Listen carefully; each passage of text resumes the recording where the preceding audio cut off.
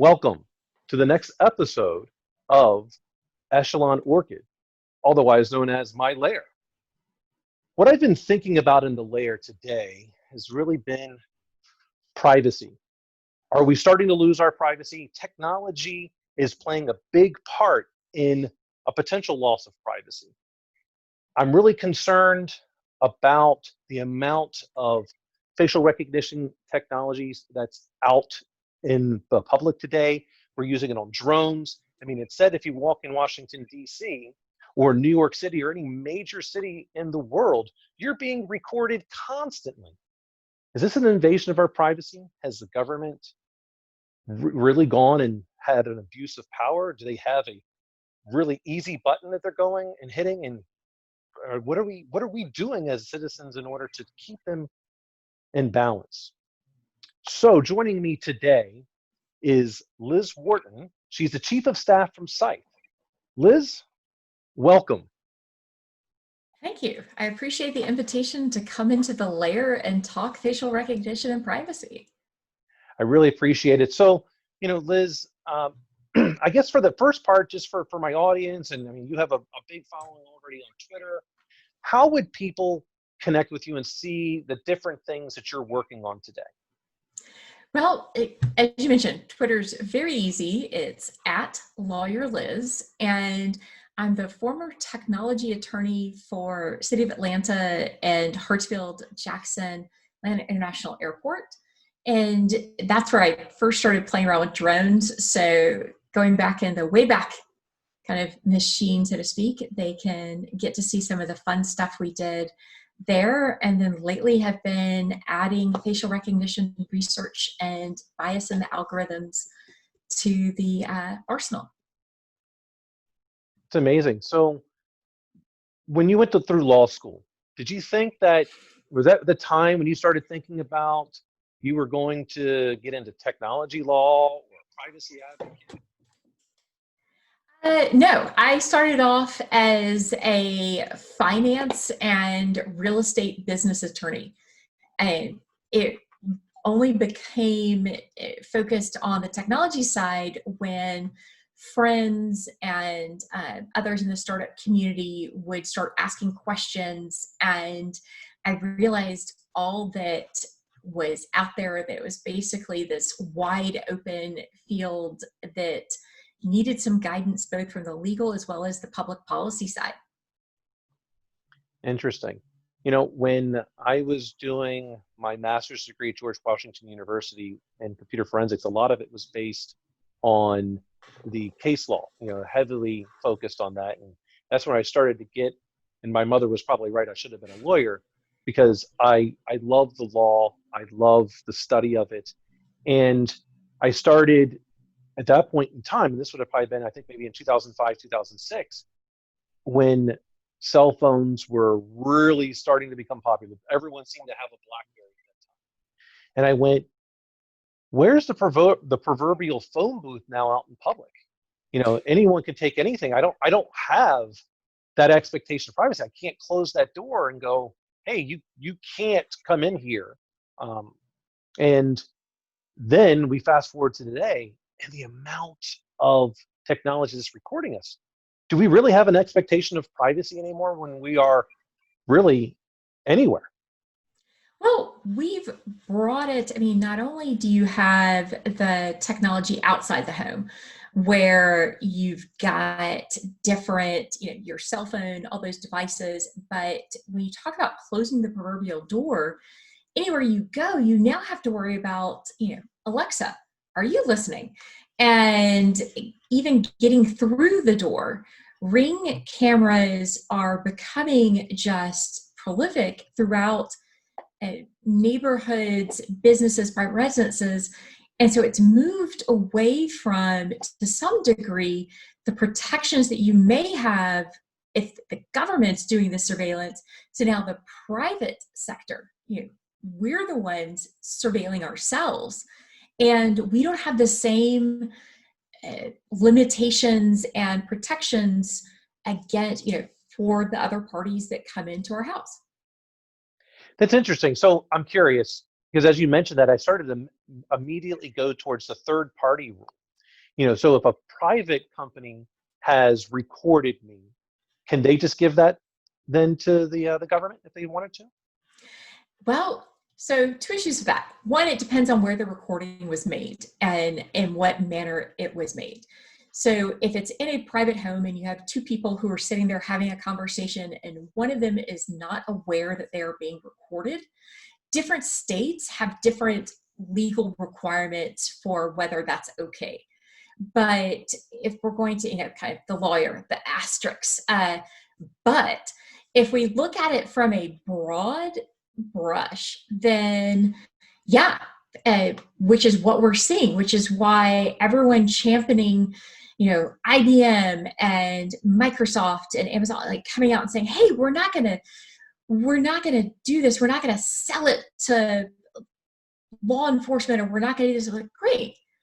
But if it's not you who's doing it, y'all actually aren't the biggest players in this. You've got companies like Clearview AI, you've got NEC, which is a Japanese company, and you've got a French company, Edemia, that they're actually the bigger players in this. So what about them? And yeah, they are developing the technology, utilizing it, and then they themselves are selling it to the government. Because there's also some valid uses for this. I mean, I guess with everything, it can either be used for good or evil. Some of the examples that I think in the good use would be if you're on a cruise, everything is being recorded all the time. I think they're doing it, I would like to believe, for, safety, so we know where the kids are at all times. But I think they're using it more from a liability perspective. So the person who says, hey, I slipped and fell, they can go back and then they can look and go, are you sure you really slipped and fell? Because here's where it is, and no, you didn't. But are there any other maybe good use cases for when this type of technology would be okay? So you have to break it down a little bit further and think of it in terms of facial recognition and facial authentication. So your iPhone or your Android, if you're using your face as your password to unlock your phone, that's a convenience. That's an easy, quick, this is great. If you're using your Ring camera to identify who's at the front door, that someone's knocking, or everything, if you're using it for authentication, that's even easier. That's a great use. If you're using it for facial recognition to determine exactly if a car was broken into, and you can tell, oh, this looks like, now we can see what happened there, that's good. But, kind of when do you start crossing in? Because you've got a lot of companies that, for example, Lowe's and Home Depot are currently being sued in Illinois because they were using their facial recognition not for security per se. They were using it in some cases for marketing. They wanted to catch your expression as you walk by and tracking you through the store, and they weren't telling people that that's what they were using it for.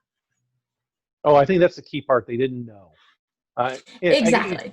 It's very. I think many of us in the public, I myself included, I don't read every single privacy policy for when I'm going to do something. I don't have time, so I read for the ones that I think are important, like when I would go on a cruise ship.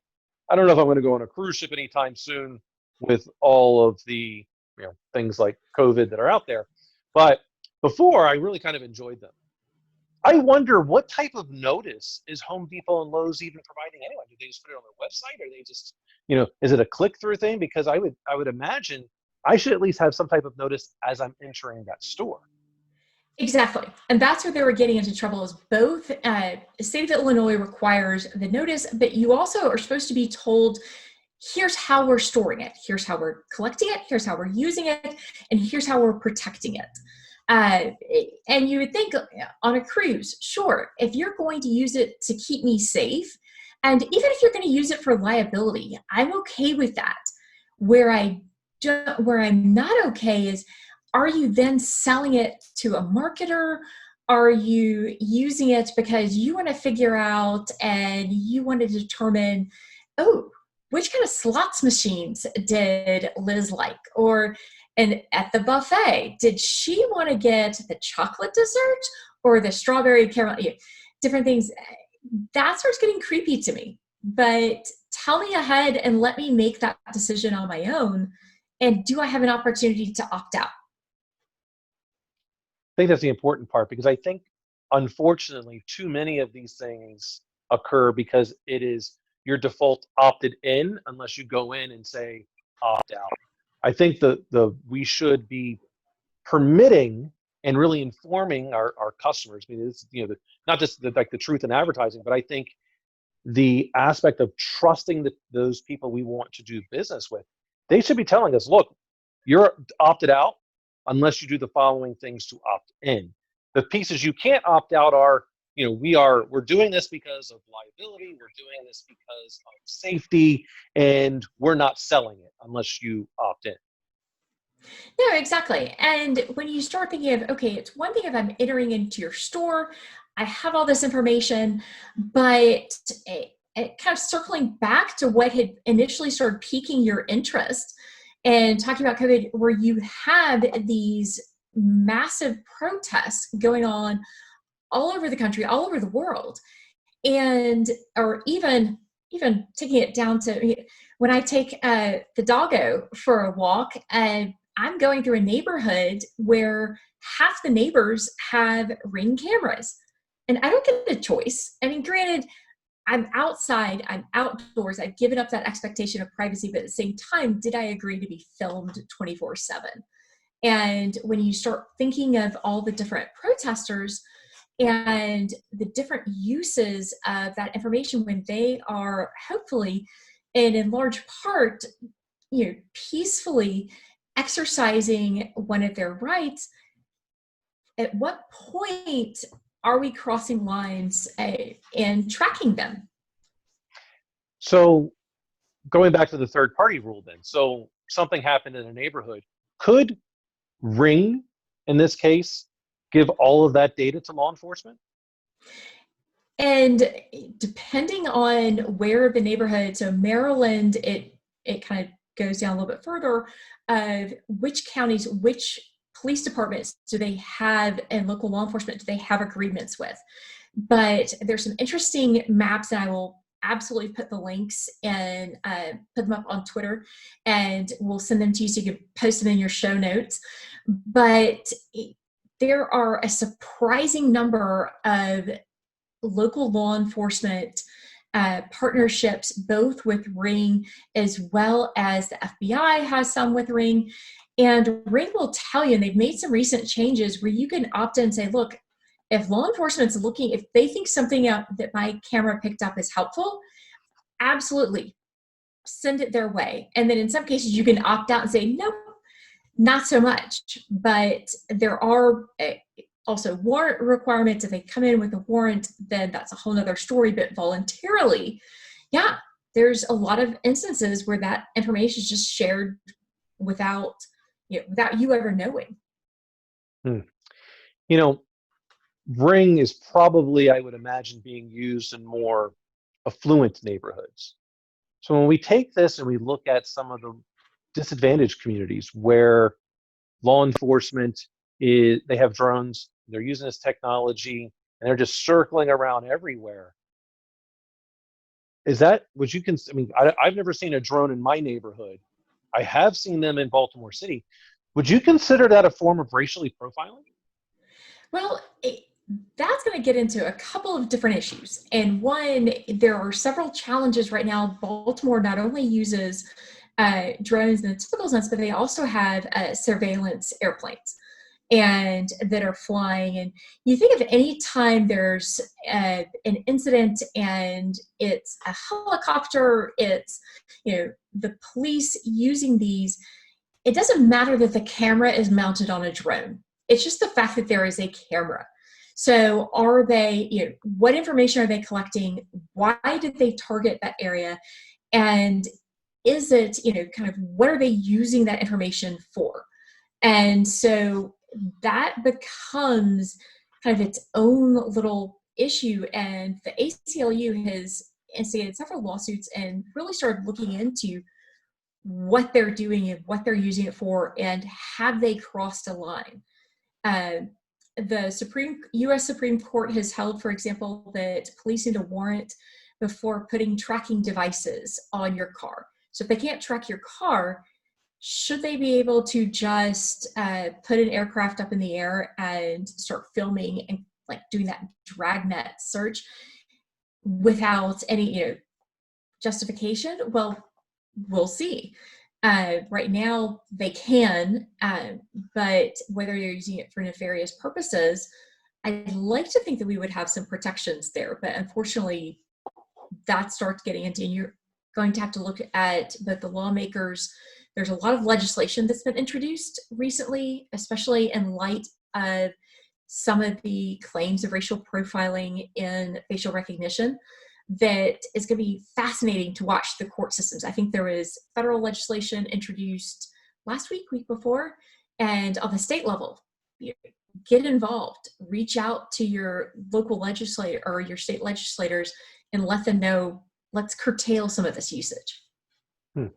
So, getting it along those lines, I keep hearing and I keep reading, and I'm not really quite sure how I'd feel about this. But when people start saying that facial recognition technology is racist, why do they think that? What does that mean? Because in my mind, I immediately go to, well, technology isn't racist. It's not biased. Perhaps the people that are using it have those motivations, but, help me understand this a little bit better. Well, so to borrow from the slogan, garbage in, garbage out, and when as MIT researchers looked at IBM Watson's algorithm, this was 2 years ago, 2018, they found that it had an error rate of, drumroll please, almost 35% for darker skinned females.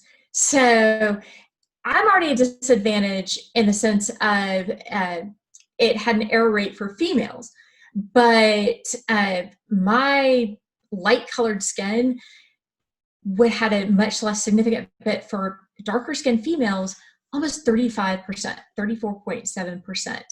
And a lot of it's because the data sets that they're using to create the algorithms and train them on are white dudes, pictures of that. So when you start looking at any of those variations, are they forward facing? Are they well lit pictures using to create the data sets? Or now, hopefully, as everyone's going out in public, they're using masks.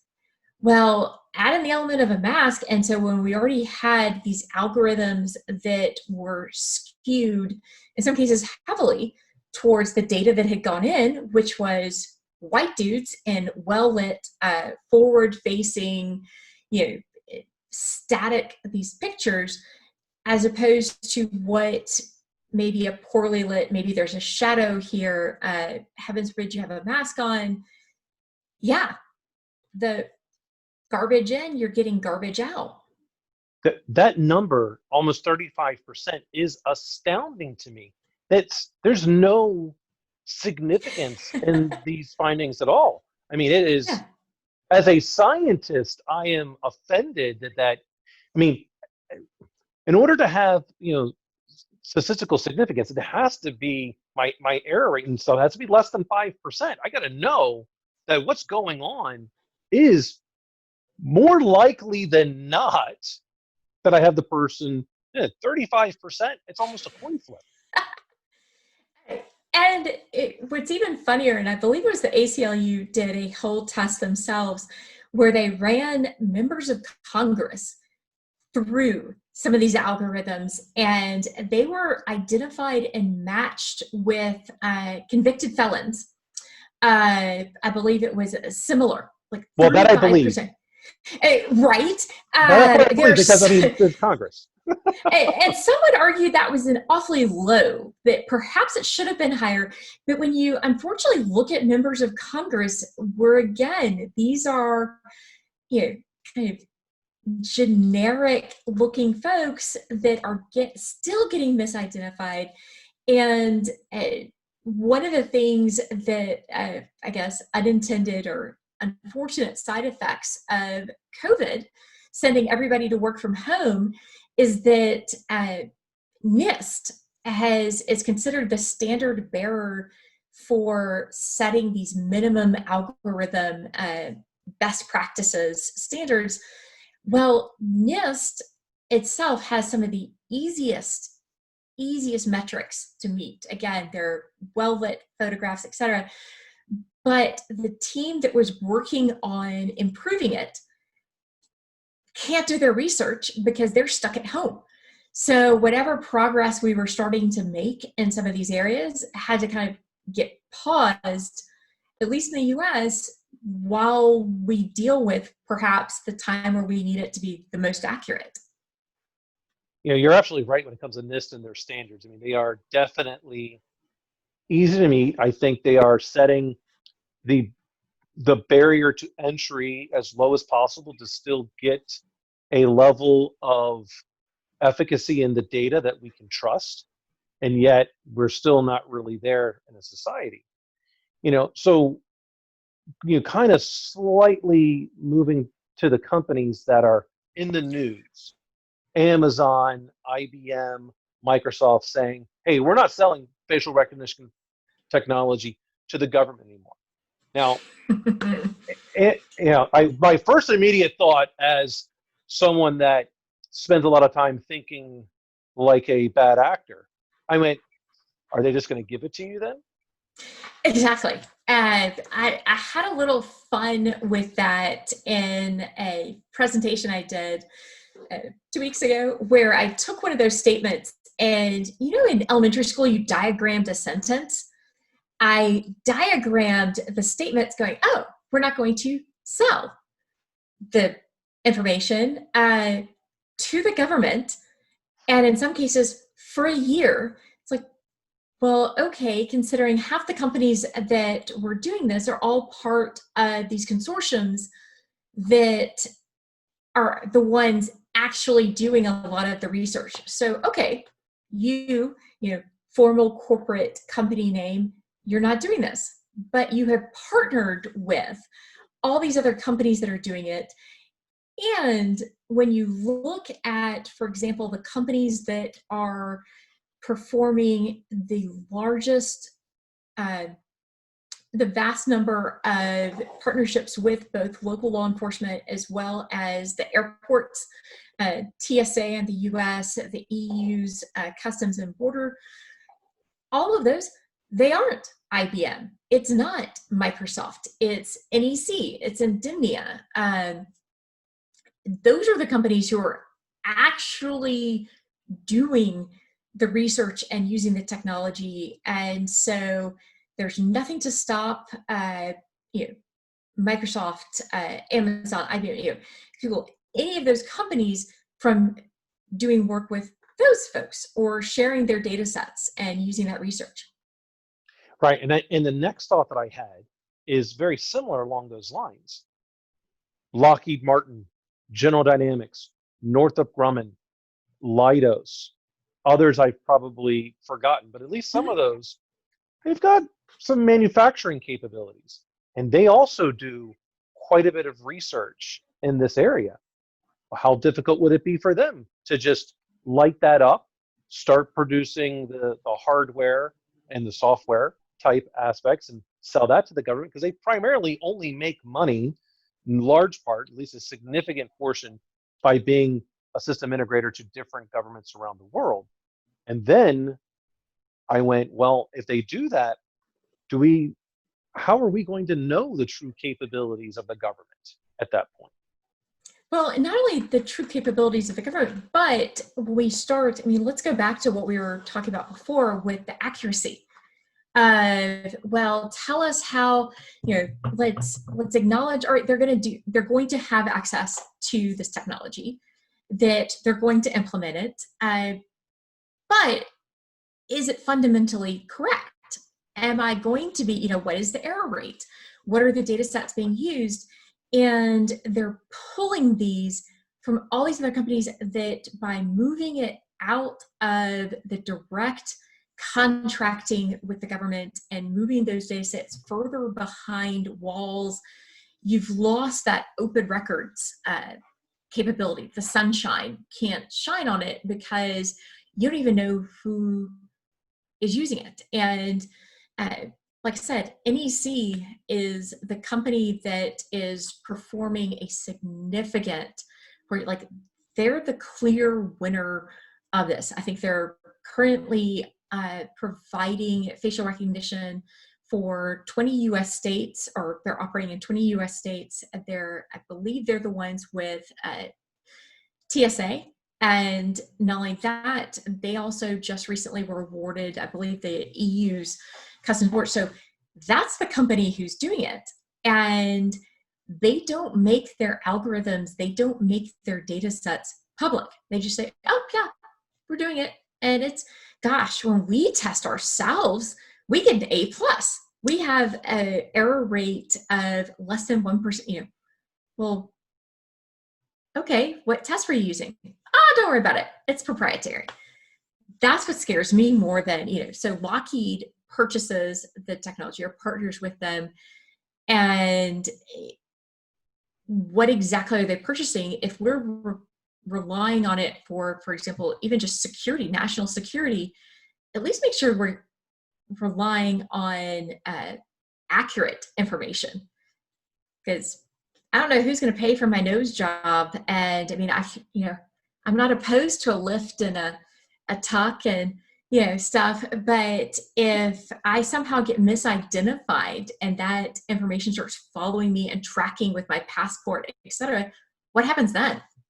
If I'm protesting and I get arrested for protesting and going, but it wasn't me. Who's going to help me out there? Yeah, and I think that's, that gets back to your statistic at almost 35%, because I can't remember what the numbers were. It's been years since I've looked at this, but in the DC area, it was something along the lines of only roughly, 20% of all cases even make it to trial. And of those that even go to trial, the ones that don't, they were able to, in many ways, just get the person to confess. And so they need that conviction. And I remember this because there was a case that I had followed. It had really nothing to do with technology, but it was called the West Memphis 3. And in my crime scene investigation class, we were to analyze the evidence. And I'm looking at this and I'm going, these 3 people didn't do the crime. It doesn't line up. But they got two of the kids to confess. Now you fast forward today, all 3 of them have been exonerated, but they lost, I don't know how many years of their life. Not just what they spent in jail, but the stress of what happened, what occurred. Well, and even looking at, and not to pick on Maryland, but you had the incident a couple weeks ago as well, where an individual attacked these young girls so this is a personal funny aspect of it for me, or I found humor in it, only in the sense of you go on Twitter. So the local police put out, be on the lookout, help us identify this man, and took grainy pictures and posted everywhere. One, they got the initial tweet, got the date wrong. So it said, this person was biking in this area on June 1st. Well, in actuality, it was June 2nd. And that's a key thing to keep in mind. But they said, these young girls, and everyone kept saying, these poor teenagers. The actual victims were slightly older. So not only that, but we're skewing it already. Like, we couldn't even tell who the victims were. But they put out this grainy picture. So now everyone becomes a Twitter detective. And several individuals were misidentified based on that incorrect date. Their Apple Watch, their exercise trackers put them in that area on the incorrect date. but everyone kind of goes, oh, well, this looks exactly like, and named and doxed the incorrect individuals. And in some cases, called for them like, oh, by name, was this you who was accosting and bullying these poor little girls? And they got it wrong, and like horribly wrong. And the initial tweet that misidentified this one gentleman in particular, I think had received a couple thousand retweets at the time. One of the articles noted it. The clarification, oops, my bad, it wasn't that person, tweet got maybe 30, maybe 100. And so you think of the reach, now this person has been forever branded in some people's minds. You do a Google search of their name, you're going to have to come up with this like whole long explanation when all they did was go for a bike ride. But their face was similar enough to where everyone said, oh, must be them. It reminds me of the movie My Cousin Vinny. And, yes. They looked similar, but, the cars were not the same. I can't remember what it was, the positronic axles or something like that. Someone can fact check me and tell me which one are actually, or maybe I'll just watch the movie again that I can find out. But that's what this reminds me of. We're going to have so many of these, but when the public starts doing it, that damage, that person could have already lost their job because of something that was false. It's irreparable harm that we're doing to our fellow, citizens. Forget the government. We're doing this to our own, neighbors, and unjustly. Exactly. Well, and from the law enforcement perspective of, at least get those key details right. If you're going to ask for help, make sure certain things are there, but also if you're going to rely on some of this technology, make sure that you're relying on solid technology, because as you noted, if someone who may be arrested or, the thought of, well, this comes out, if I lose at trial, I can go to jail for the rest of my life, or I can take a plea now. And yes, I'm admitting to a crime I didn't do. So the true perpetrator is still out there, incurring all these expenses because somebody got it wrong, or the technology itself was biased, not even getting into the disruption it causes for someone's life just to be wrongly accused. And it's just this whole snowball effect that, again, is not being built, at least yet, on a solid foundation. That just made something click in my mind that kind of helped me with this. The technology is biased because its data sets and the overall accuracy of those algorithms do not meet the standard that we are used to with things such as credit scores, automated, receiving of loans, things like that. They know that there's a foundation built there. But these technologies, the algorithms, are biased, especially when we start changing certain features and characteristics of women and people of color. It's more difficult for those algorithms to provide a level of accuracy. And it's particularly frustrating when you look at a lot of the research or a lot of the foundation that's happening behind closed doors. And so you don't even know where, if you know that this particular data set hasn't been updated in 3 years, then okay, well, now I know how to adjust for that. I know how much weight to give it. But right now, there's not a lot of that sunshine being the best, or sunlight being the best disinfectant. That's not happening right now. And there are a couple of groups that are just fantastic. And I was looking to see if I can, if the name comes to me, again, it'll be a research notes, but at what they've been doing, and all these researchers who've been putting in a lot of work, just shining a light on here's where the technology is going, going straight between researchers at Georgetown, MIT, and like I said, it's one of those things I will remember it as soon as we finish our conversation. But being able to link to that and really put some stuff in context is key for this. This has been extremely helpful in me understanding why people say the technology is racially biased, as well as many other things.